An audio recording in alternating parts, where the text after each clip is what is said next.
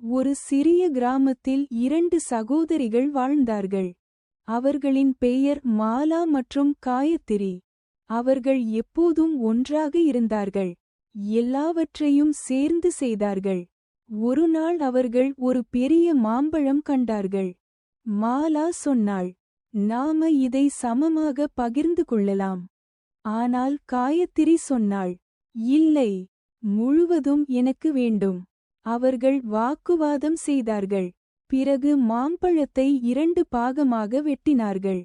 காயத்திரி பெரிய பாகத்தை எடுத்துக்கொண்டு விரைவாக சாப்பிட்டாள்.